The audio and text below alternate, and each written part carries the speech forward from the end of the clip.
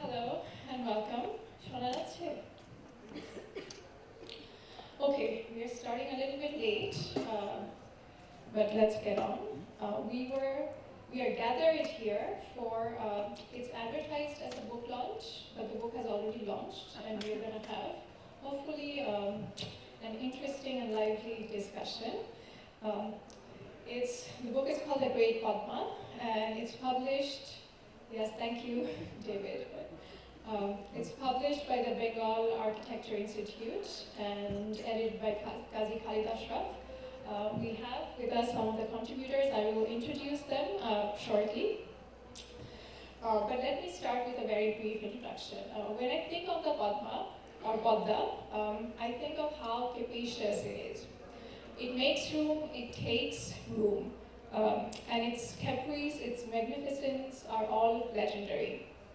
The formation of Bengal Delta, its social, political, ecological, cultural, culinary, economic milieu, and by that I mean the trading routes, the donopods, a horizon of fluctuation, the poetics that emerge from that, can be understood with and along the flow of the Padma, and of course the rest of the river networks in the Bengal Delta. There's also the question of lineage, specifically from its mythic origin in the Ganga, and then transformation and a kind of desacralization in the form of Padma, and its relation to the Bhagirathi River. As the editor has noted, as Kazi Khaleed Ashraf has noted, and I agree with him, although there are numerous volumes on the Ganga, this book is the first of its kind on the Padma, capturing its menace, its romance, the contingencies of land and water, the mythos and ethos created in its wake. The book contains contributions from geographers, historians, architects, literary critics, and is prefaced by the novelist Amitav Ghosh. It's a hefty collection, both literally and in substance. And a much needed one, containing essays, photographic and cartographic documentation, and much more. We have with us today some of the contributors, and I'm going to introduce them. First, we have Arijit Chatterjee, who is a contributor to the book and an architect. Arijit is an Indian architect whose work focuses on critical infrastructure and ecologies of repair. He has studied architecture in the School of Architecture, CEPT, University Ahmedabad, ENSAPB Paris, and the School of Architecture and Design, Chile. Arijit has worked in architecture, naval architecture, and research in India, Bangladesh, France, Germany, and Chile. Just before the talk, as we were kind of discussing, Arijit also mentioned that how he's oriented towards Bangladesh and Dhaka, and he would always keep coming back, no matter where he goes. So welcome again. Then we have with us Professor David Ludden. David is a professor of history at New York University. He received his PhD from the University of Pennsylvania in '78. He has directed South Asia programs at Penn, the Social Science Research Council, the Fulbright Senior Scholars Programs at NYU. His research focuses broadly on South Asia, globalization, and inequities of capitalist economic development. And he's also the founding director of the NYU Global Asia Program. I will introduce Khalid Bhai last, so let me introduce Professor Syed Manzoorul. Professor Islam recently retired from Dhaka University and is currently is at University of Liberal Arts, ULAB. Although primarily an academic with publications on individual authors and their works, literary theory, and culture and art, both in English and Bangla, he's a translator and an award-winning fiction writer. Dr. Islam also has a regular column with Prothom Alo. He is also the winner of the recipient of Bangla Academy Award for Literature, Ekushe Padok, one of which is, as you might know, one of Bangladesh's most distinguished prizes for his contribution to language and literature. And lastly, but not the least, we have Kazi Khaleed Ashraf, who is the editor of the book and also the Director General of the Bengal Architecture Institute. As an architect and historian, Kazi Khaleed Ashraf works at the intersection of architecture, landscape, settlements, with the Padma dictating the terms and conditions for the Delta. Ashraf argues an architect working in Bangladesh is obligated to go to the source of it all before he or she begins the prospect of building. He has a forthcoming book. It's titled Mother Tongue of Architecture, Selected Writings. And again, he, as a reminder, he has, took on this immense task of editing this book on the Padma. So I'll actually start with Khaled Ashraf, and I have a two-pronged question for you, but others can join in as well. One is for the readers, what do you think is the charge of the book? And two, one of the prominent themes, as I was reading through some of the contributions in the book, is this idea of a land borrowed from water, as you actually, very beautifully put, which would not only apply to the chores, but the formation of the delta itself, and this idea of terra fluxus, and also Padma's Kirtinasha, and how that should constitute our understanding of habitation and settlements. So would you please elaborate on that? Thank you, Parsa. I think the second question is interesting. I already forgot the first one, which is what I think about the readership. Right. I don't think we have really worked out that well who the readers will be, but we're hoping anybody who's interested in the Padma will. And are they all from Bangladesh? Not necessarily. It's also directed globally. As I said, the story of the Ganges remains impartial if you do not include Padma in it. And the story of the Padma, as I now call it more than Padma, is very distinctive. So even the Ganges down its journey has many incarnations, but the Padma is one of its, as I said, operatic. We can talk about that why it is so, because obviously it introduces the delta, and I feel that in the historical, geographical, and other forms of narrative of the Ganges, the Padma has remained rather invisible.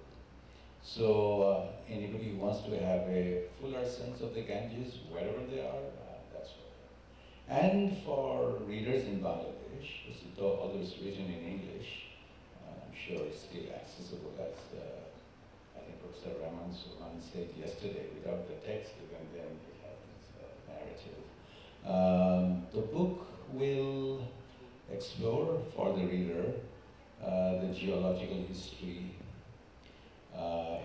historical events around the Padma, the nature of the Padma, and that, and I think David just pointed out earlier, and we want to talk about it.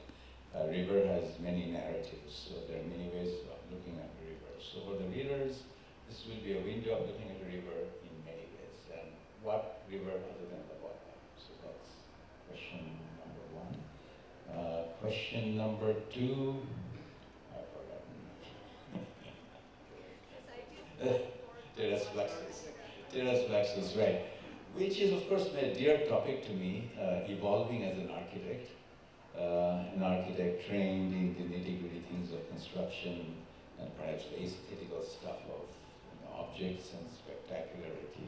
That's what most architects are trained as. But perhaps now the education is changing, that architectural objects are not independent, autonomous stuff, but they're situated somewhere. And the moment you start to think about the relationship of buildings and situations and their intimate relationships, there's no border there. An object or a building is situated and relationship. The building may visually look distinctive and separated, as some of, say, Corbusier's buildings, but they are always intimately related. There are no molecular difference between the building and the surroundings. And I think this becomes heightened for me looking at the landscape of Bangladesh. In more stabilized, stable grounds, you can imagine yourself the landscape to be separated because the ground is always there. But in a liquid landscape as ours, the ground is not guaranteed. You know?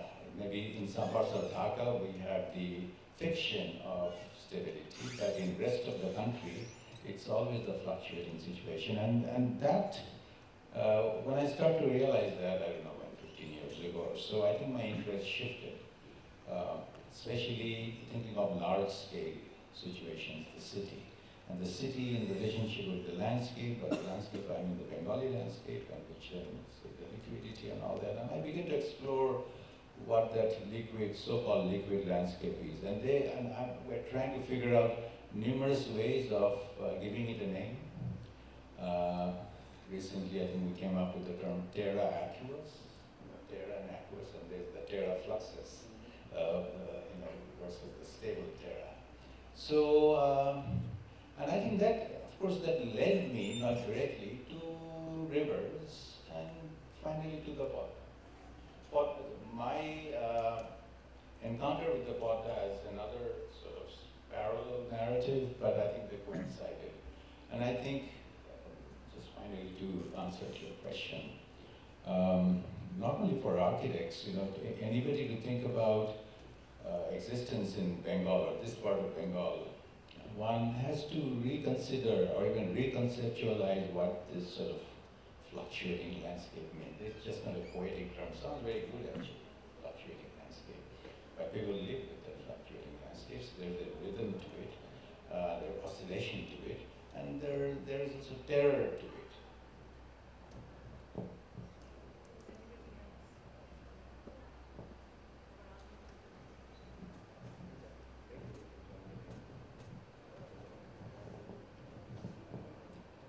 So this is a question for everybody, but jointly, specifically for David and Syed Manzoorul Islam. What would you call a story of the Padma as it's co-created with the cultural and political imaginary of East Bengal? And Padma is the impetus for the material and mystical life here. And what is, if we can call that, a poetics of the Padma?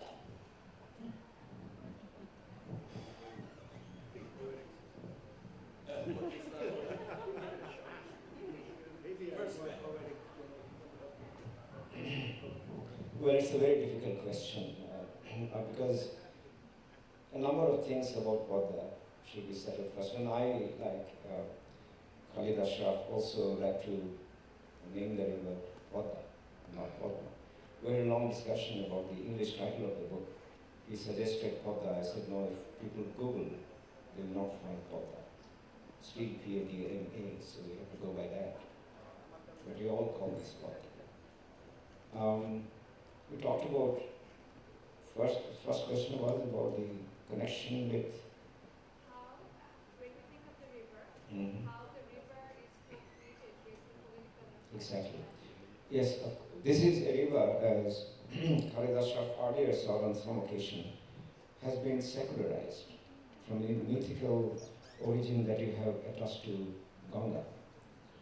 Padma is a goddess, but it's more like a very domesticated, indigenous goddess who doesn't evoke a sense of distance. It's a very mighty river, but it sustains lives and culture. Every great river sustains culture, and every culture in its truest practice and application safeguards rivers. So that's a two-way communication. In spite of the losses that Padma wreaks on the people every year, starting with erosion of land, rivers disappearing, your settled habitations going nowhere after a night's fury, villages disappear from the map of the world. People have a kind of obsession with the river because it supplies a lifeline, to the nation and the people on both sides of the river. So you're right. I mean, wherever people live, their politics defines their life, the relationship with other groups, particularly landowners, people who control their lives. And Bodhanadi Mati is all about the politics of everyday life and how people adjust to the politics of power and assert their own sovereignty over others. I like one of the definitions of culture. Culture is a very difficult term to define, but I like Raymond Williams' definition. He gives you three aspects of culture. The last one I like the most because it is about the collective everyday lives that people live. What do they mean to the people? Culture is found in everydayness of people's lives.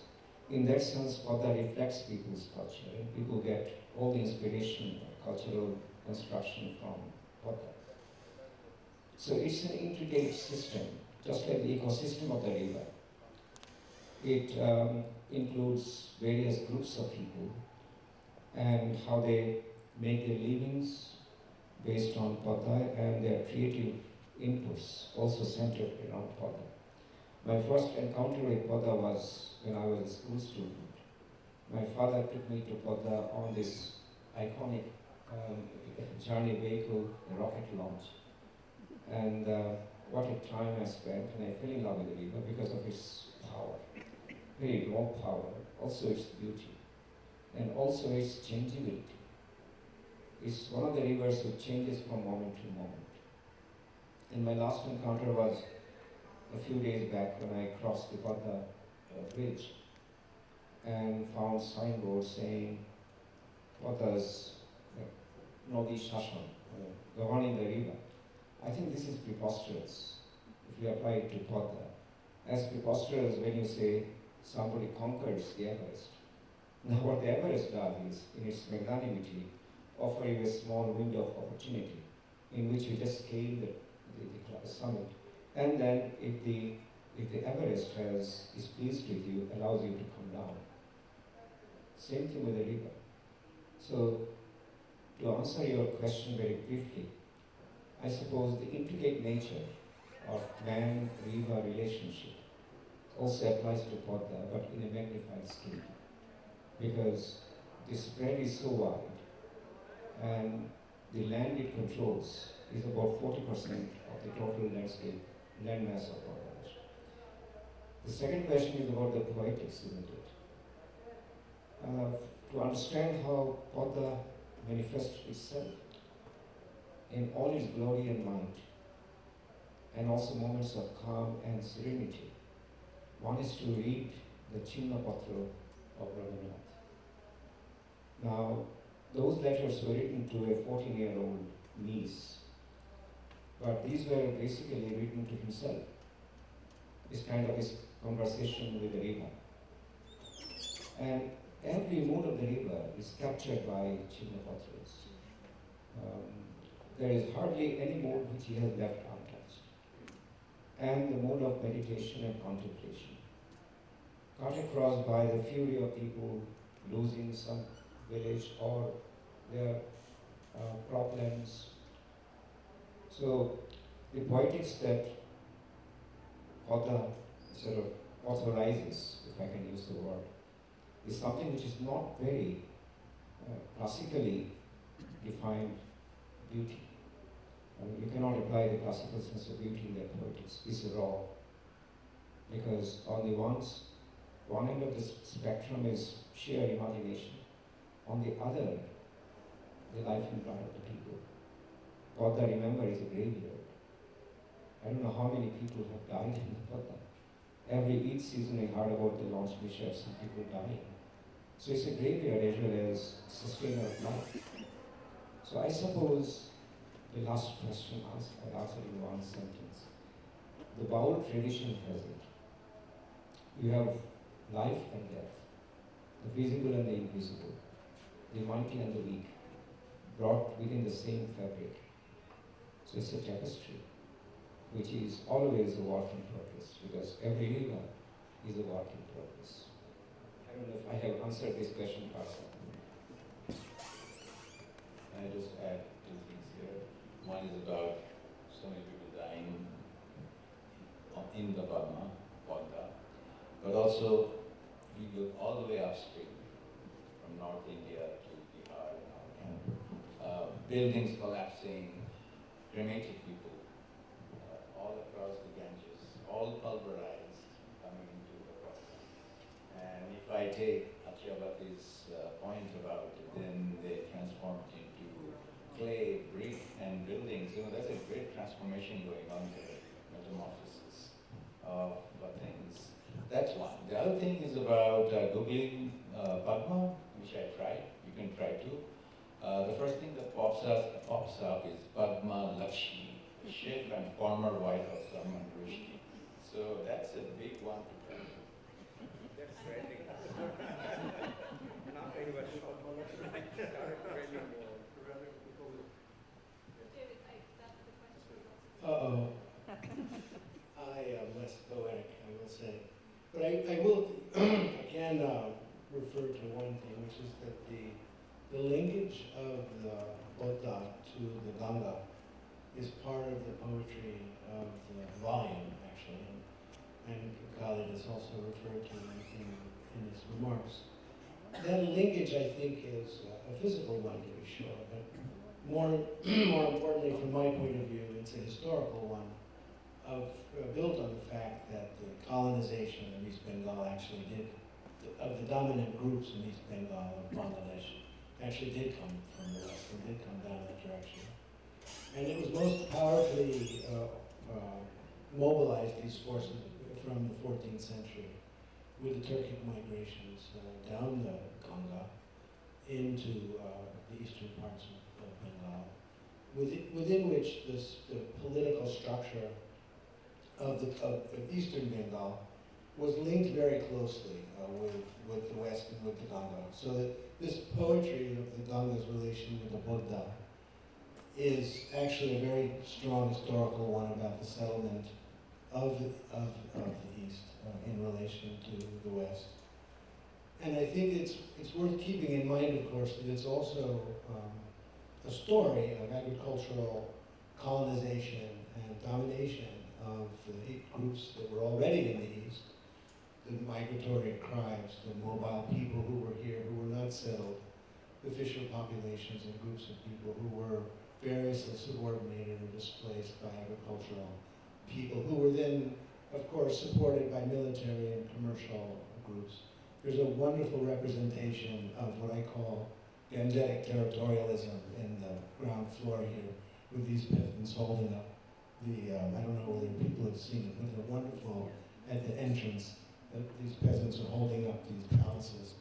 Very much a story of the Jamidari body being held up by the peasants. That's actually a very historically constructed social environment that actually did travel down the Ganga into the east and created the political territory that actually became Bangladesh as it moved, shall we say, outward from the Buddha into Dhaka and then around to the north and to the east, into areas that were very much, shall we say, on the agricultural frontier and even in the 18th century remained very much on the frontier.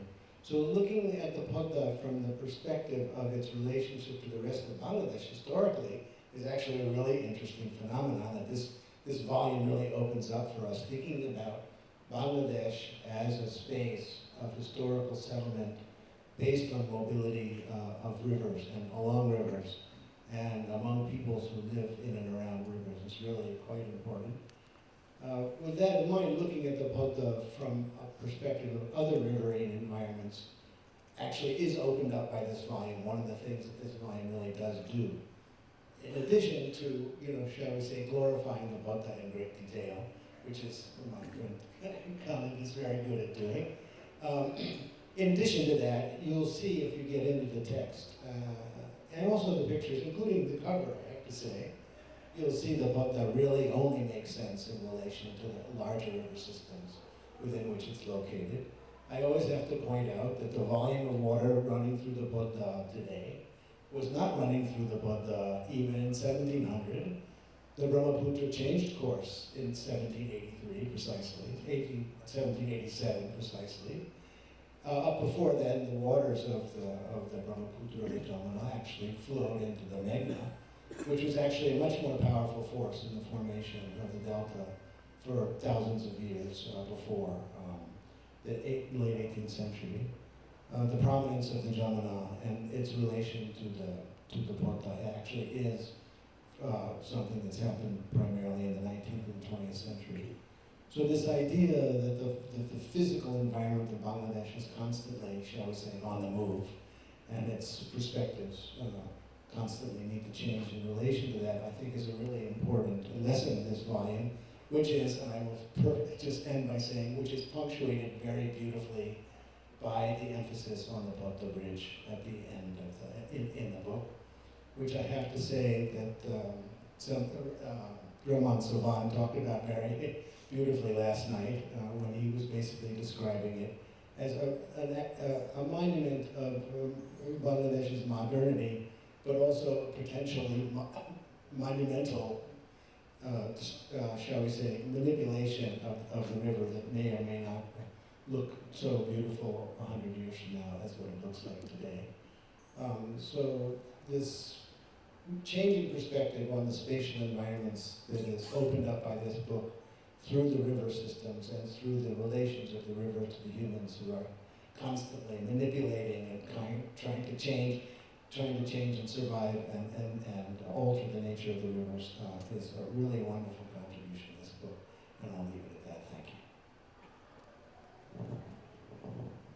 Did you want to add something to that before we move on to that? Yeah? That's much better.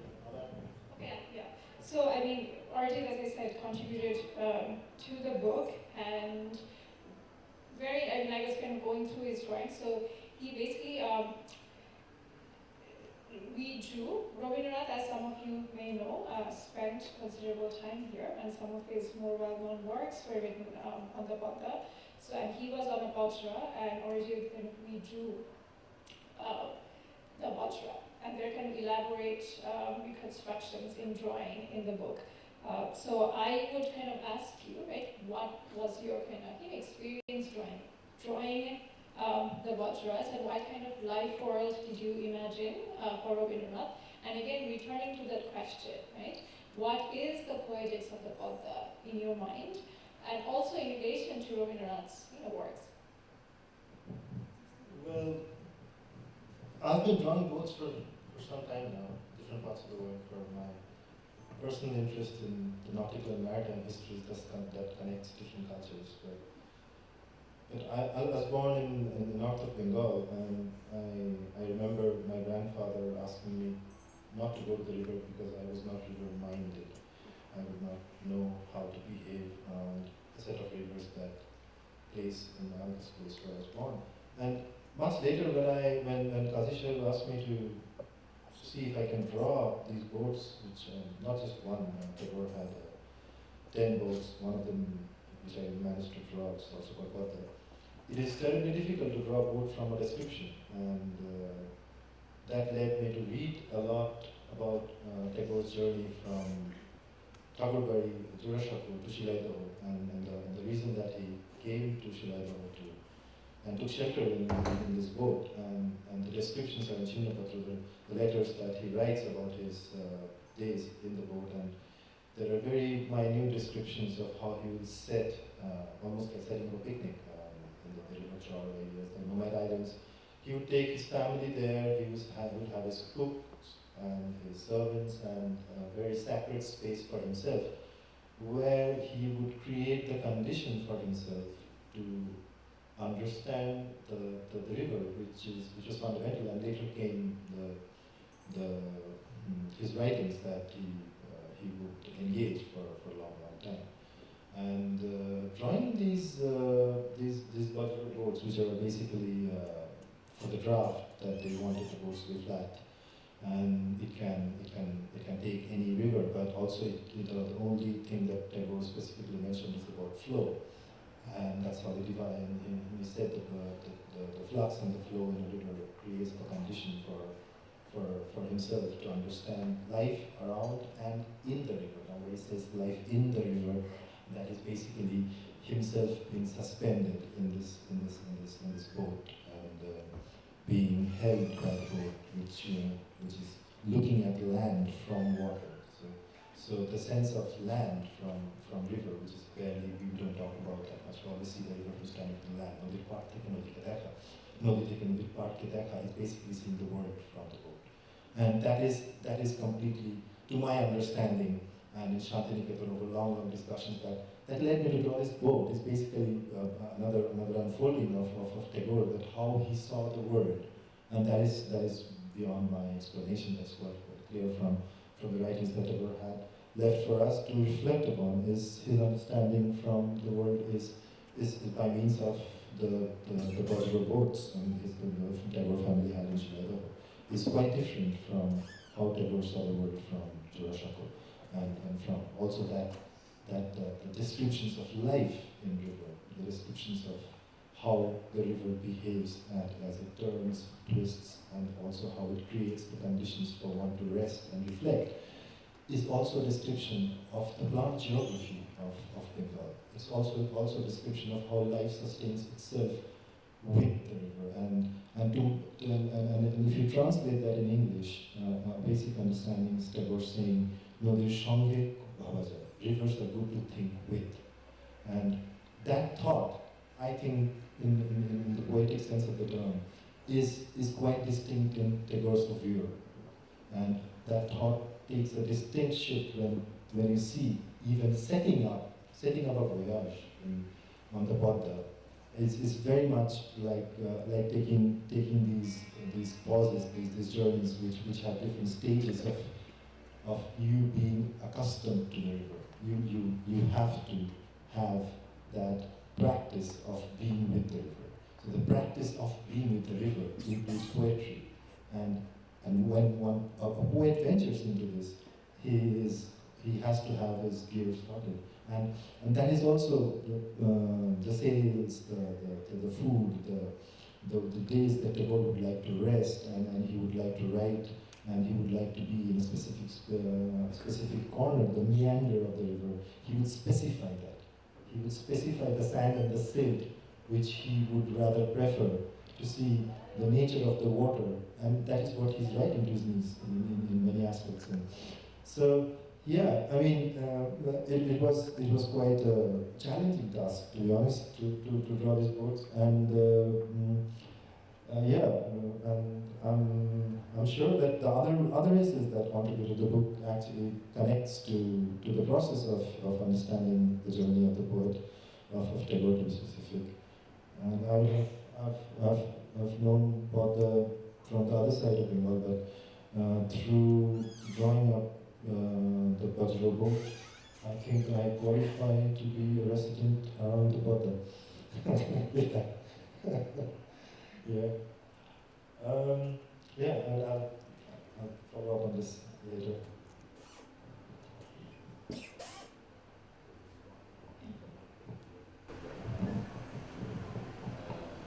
To Arijit first and then to David. I think these are very important observations about rivers. I think one thing the book does is, how do we talk about rivers? I mean, that was the struggle we had. Maybe a little bit glorification there, but I will leave it to the readers.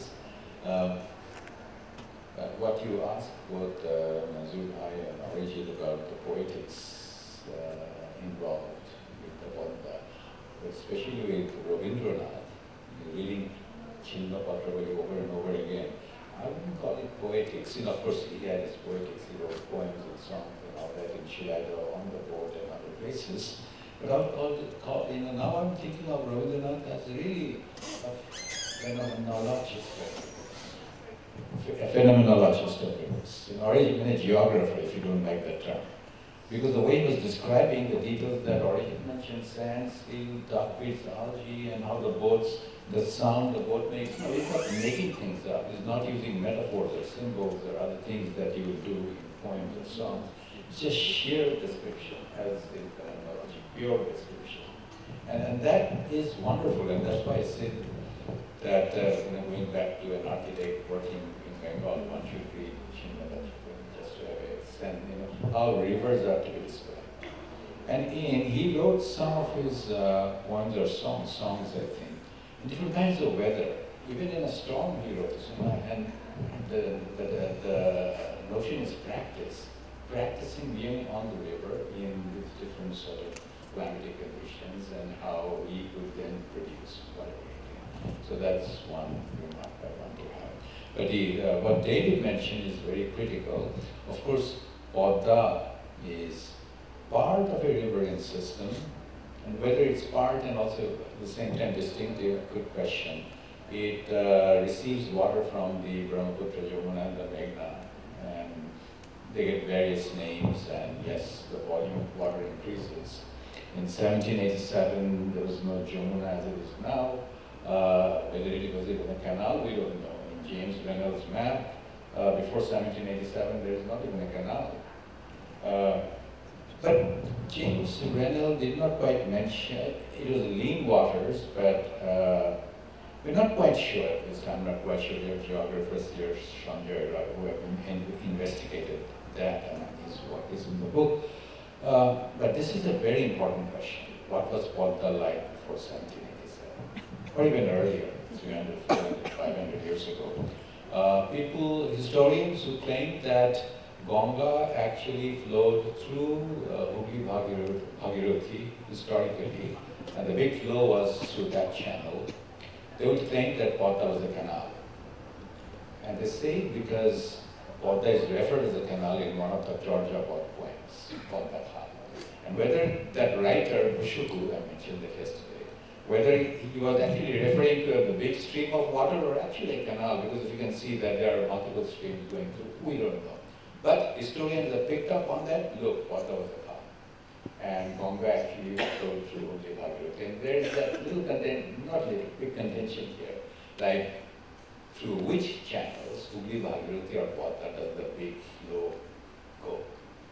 But if you look at, and this is what we've been working on, even geologically, geometrically, and gravitationally, the big bulk of the flow has always been through the Padma, if you look at it geometrically.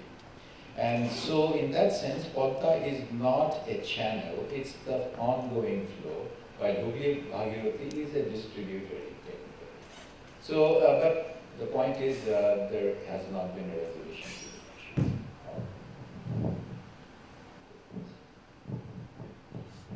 You actually kind of touched on what I was going to ask next, which is this, I want to return to this idea of lineage. Right? There's, and several threads, right? There is, the book visits and revisits this idea of its mythic origin in Ganga and desacralization in the form of the Padma, right? And so I was going to ask, what are the implications of that desacralization?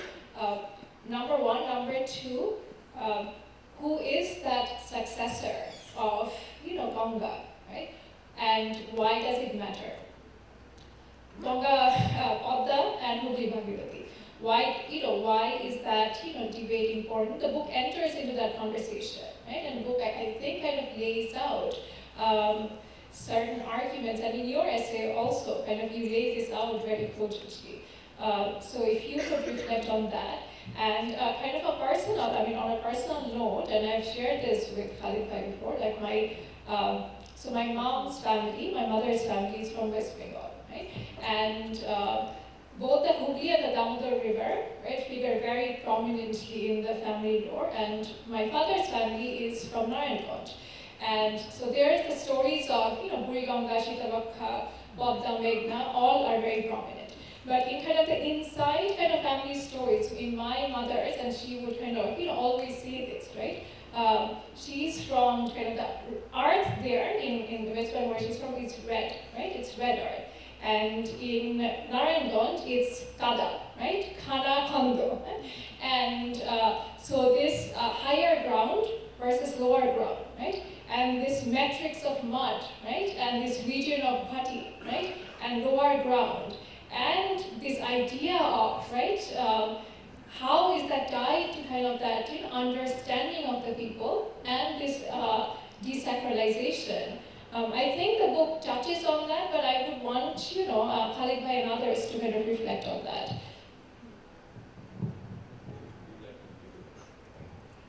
All I would say is that Kolkata is the elephant in the room here. I mean, the extent to which the Hooghly is important in the historical scheme of things is very much a product of the rise and power of Kolkata and its intelligentsia, which is, I will just tell you from a historical bibliographic point of view, Kolkata and all of the authors that come out of Kolkata and all of the subjects that are created by people in Kolkata are so heavily overrepresented in the literature in South Asia. It's impossible to even quantify it, but it's all over the place. Anyway, the point is that any discussion of the Hooghly versus the Buddha has to be a discussion about the significance of the spaces that are implicated in those two river systems.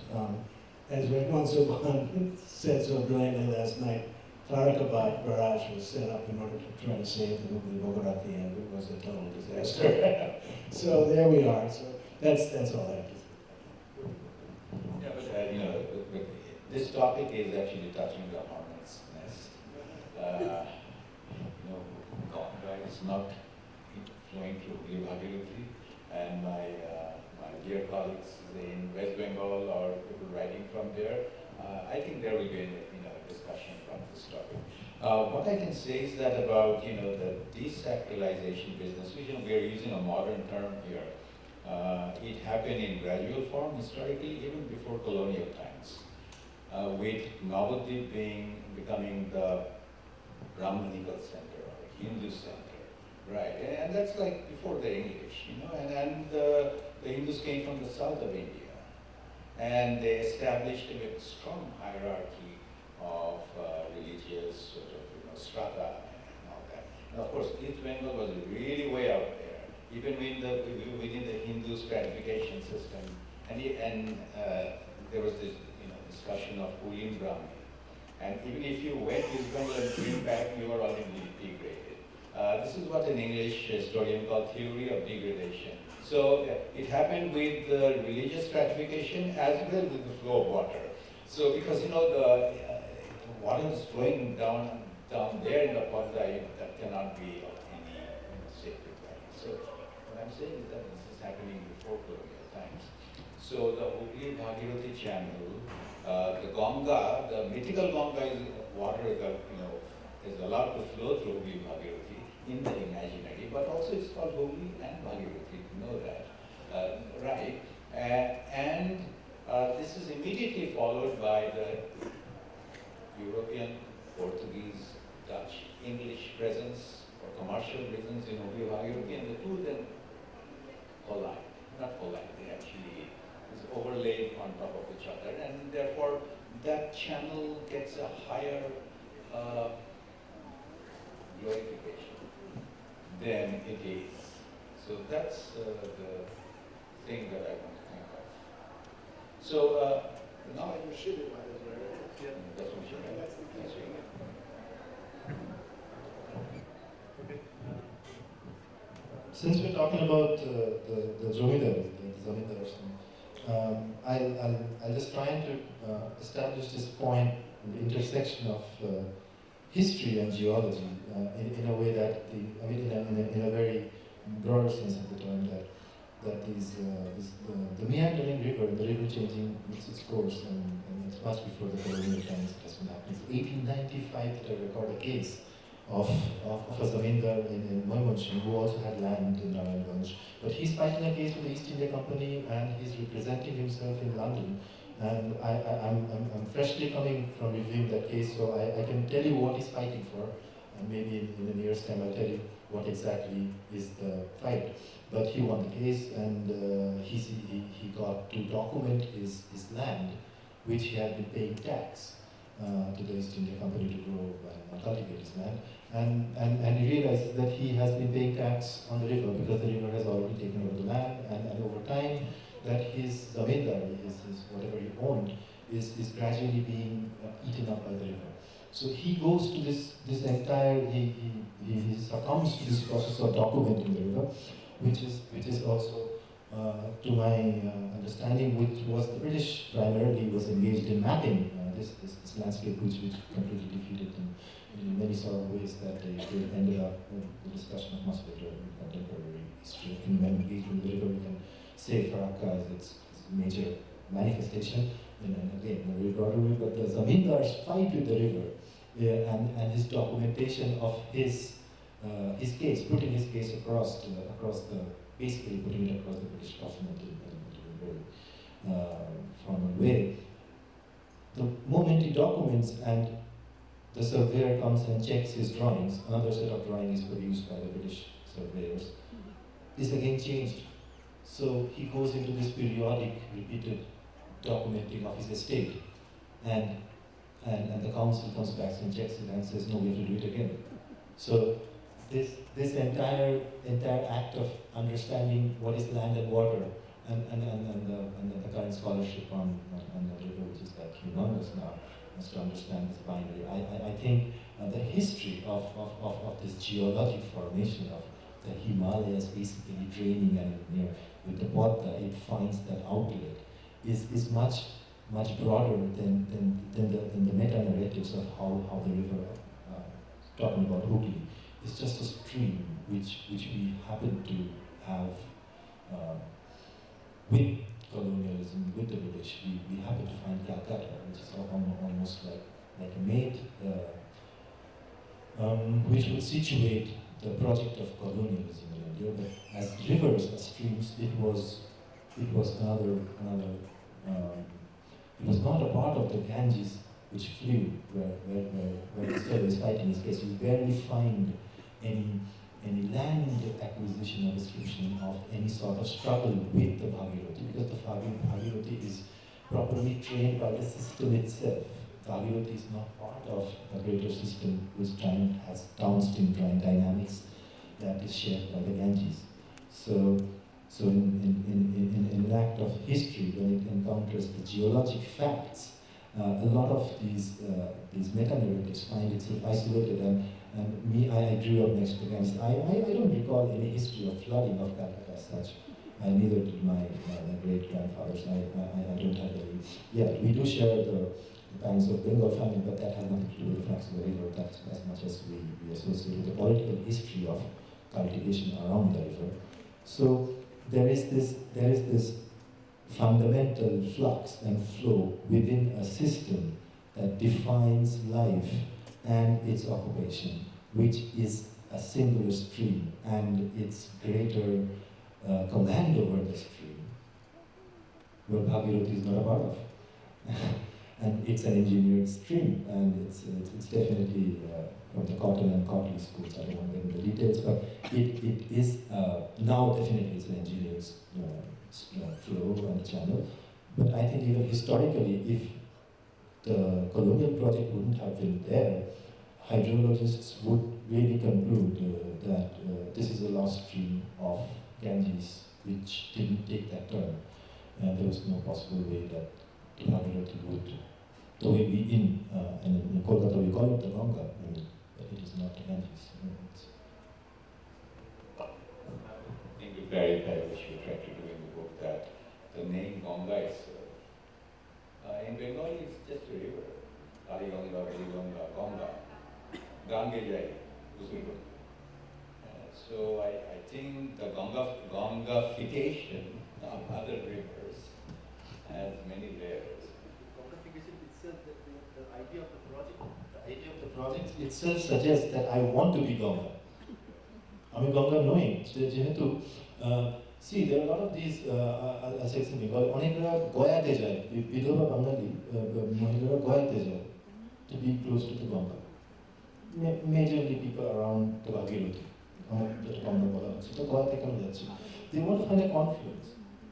The mythical way that the river can have other lively forces or powers that one would like to see solitude in. But when you grow very close to the river, why would you seek another place to reside, to be with them? But that's the seeking of that, even going to these, all this, the entire tradition of going where two rivers meet in India, in the Indian subcontinent. I don't differ between any of this geographical divide of Bengal. So basically, seeing people going to river confluences for Kumbh Mela, but Nodir confluences are current. Why are there not spaces which we can culturally relate to celebrate certain beliefs in mythical structures that one might have in society, and especially for these older women to, I asked one of them, আপনি গোয়াতে কেন এসেছেন? নদীর সাথে থাকতে এসেছে, because they want to be, not just be cremated next to the river, but there are specific locations that they think, and they are all in the confluence. So the confluence is these kind of conditions are not much downstream. They are more in the middle, in the part where you have Bihar, Bengal, and then you go further, you go as far as you go to Kanpur in India. So these confluences create these conditions for the idea of that, the seeking of that validation within the stream that these myths reside. And as you come downstream, when the river goes, you don't find the confluence, it's one unity. And yeah.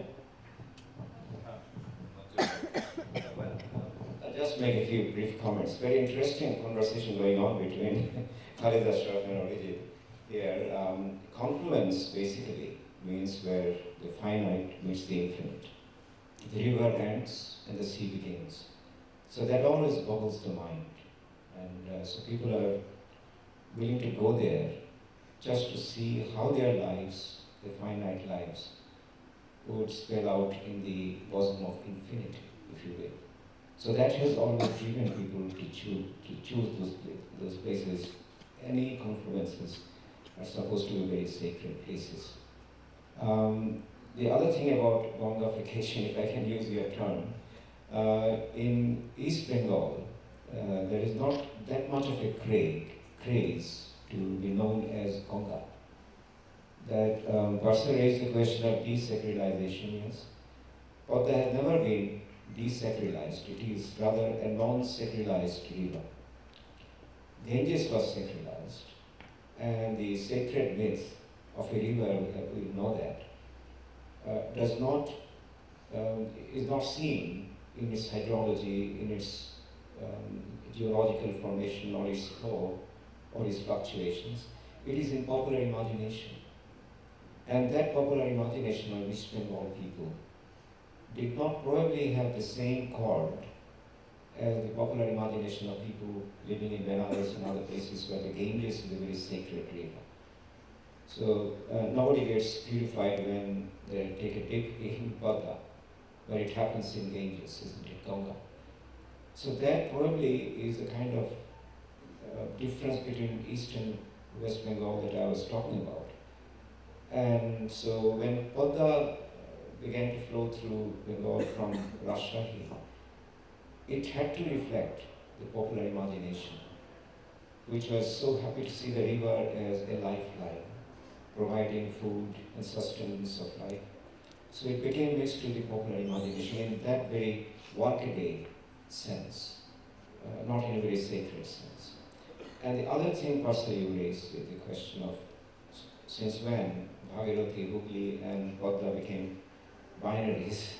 I believe after 1947, when politics contributed to heated discussions based on ideologies and religions. We know about that. Before 1947, people traveled to Bengal, and then West Bengal, Calcutta to East Bengal, and from East Bengal to Calcutta. And there was no binary that Padma is different from the other rivers of the system. Bhagirathi was just another river. It had also many lords in which it is seen to be a reflection of some divinity of some sorts. But rivers have strange tales associated with them of origins which are always covered in mist. Historians cannot really find the reason why all these mythical origins of rivers affect popular imagination. population. Nothing tangible, nothing provable. But if you ask someone in Syed, for example, the Shulma River, you'll have at least 5 different versions of the origin. At least one of them going back to some deity in the past, or another one to a popular hero, or to a gift given by a saint, something like that. I suppose that really resonates with the people's need to have some kind of satisfying narrative to lend meaning to their very difficult existence in life. So, thank you. I think we started late, and I want to ask one last question, and then open it up for some question and answer for 10 minutes. From the end, origin to termination, which is another kind of beginning, right? When the river ends, it also, begins another journey. And you invoked it, and I also, I found it a very specific way of thinking about it. In the book, it's called operatic termination. Why do you invoke that metaphor? What does it mean for you to call it operatic?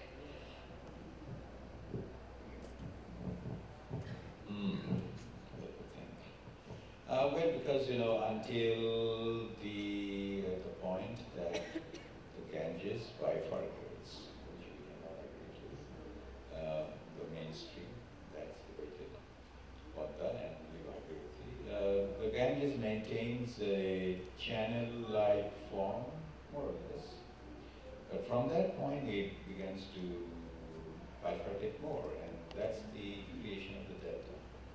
So to me, the delta is an operatic thing. It's, well, as I said, it's the greatest moving force on earth. And the volume of water and silt that's churning there, constantly shifting and turning, versus the more, not placid, but the more contained river upstream. So there's a difference in just the physical behavior and nature of the river. It gets channelized, broken apart, and then this whole business of land and water, water from land, and the whole thing is like an oscillation between one and the other. So in that sense, it's dynamic. So that happens. But there are many interesting ways to look at it, even in a geological historical term. Well, right now we call the mouth of the Meghna the estuary. That's where the sea begins. But then geologists will say the estuary was really where the two bifurcates at one point. And gradually with the dropping of the silt, we have the delta. So it's a great sort of, theater of nature. And at least maybe a couple of questions. Are there any questions?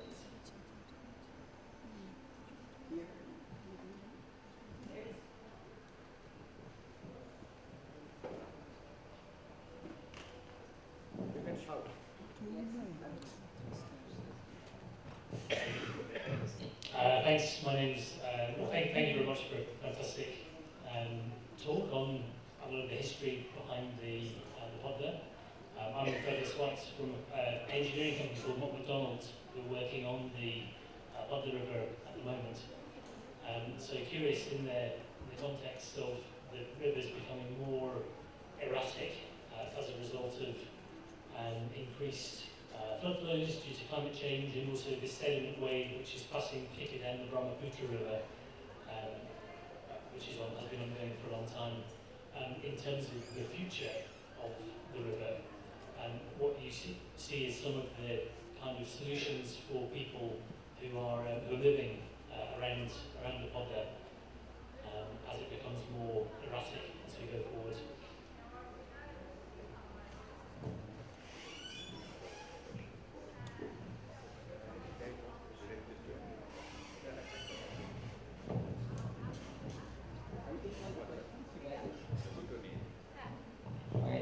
Hi, this is Sam.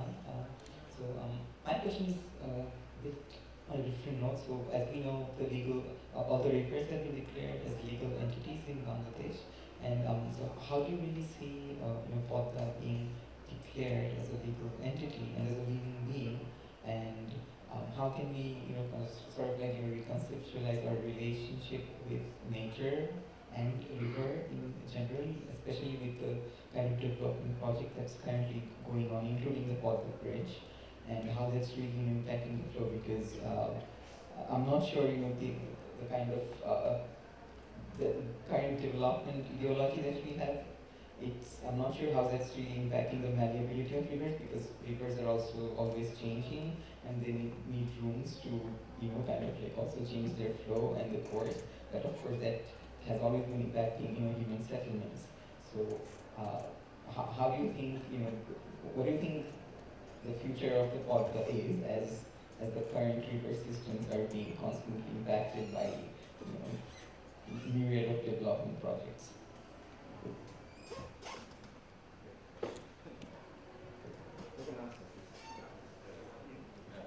I'll try to answer the first one, and Manzoorul maybe try for the second. I believe I'm not an engineer, so I have no clue as to how this can be managed. But engineers tell us that Padma has a lifespan, this bridge has a lifespan of 100 years. So it's assumed that after 100 years, it will just collapse because the streams will change. I don't know, because there is an engineer who is here. Can you answer this question, please? Because I would also like to know about that.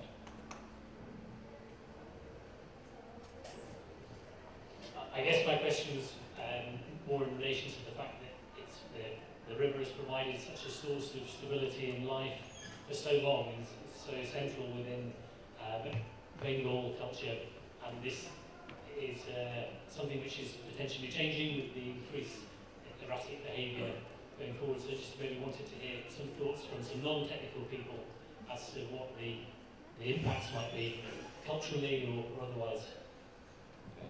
I'll try to answer that, although I'm neither an engineer nor a hydrologist.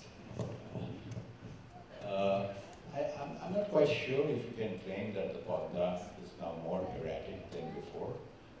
Where our geography colleagues, and they can tell you they have been doing a mapping of at least last 100 years. And I think the pattern doesn't show any great erratic move in erratic behavior. So that's one thing. The other thing is that you mentioned the livelihood, the life of people along the banks in terms of climate issues. Well, if you ask me, people along the banks always had climate issues. Even prior to more historical records. So whether their lives have now become more acute or not, we're not quite sure, but the livelihood of some of the fishermen villages and all that have not changed economically.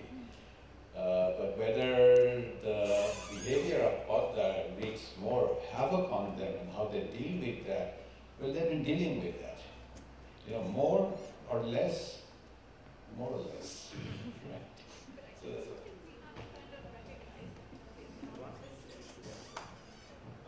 I'll just, you said you're an engineer, right? Well, again, I've been looking into the troubles that you guys are having in kind of this Nobody Shashon and kind of Shashon, training and ruling of the river governance here, the terms. And that also goes back to history of the Hardage Bridge, where the British tried to place it in three different locations of water. The difficulty is even today. More acute because of the climate. And I think this difficulty is historic.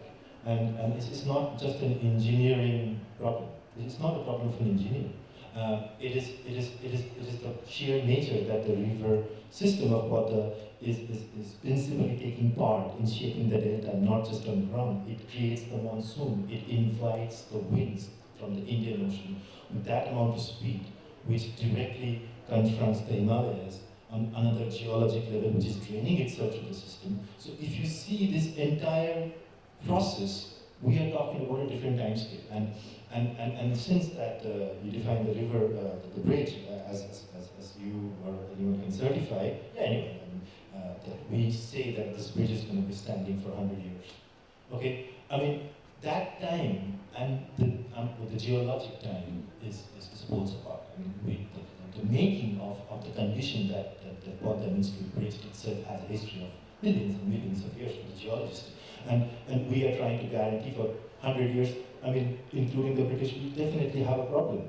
And that problem is not to be engineered, rather to be understood in the temporality of how we can actually bridge a situation where the river intervenes with the history that it carries. And that history is also including the life of people who define that condition the river has created for you to even venture into that history. I mean, we are standing in the crossroads of this millions and millions and millions of tons of silt and sand and clay and alluvium. I think it needs to be redefined. Like you said, kada mati, and then there's balu mati, and there's alluvium. Can you tell me what it exactly means? The alluvial plains that we have been hearing for like since childhood. What exactly is alluvium? Because alluvium in Punjab, where the canals carried it from the very lean streams of Indus, is also growing wheat to that extent that, yeah, again, the occupation of the river starts from that very sediment that the river carries. But when you bridge the river, it is also a swelling river. It is also a river that cannot be controlled.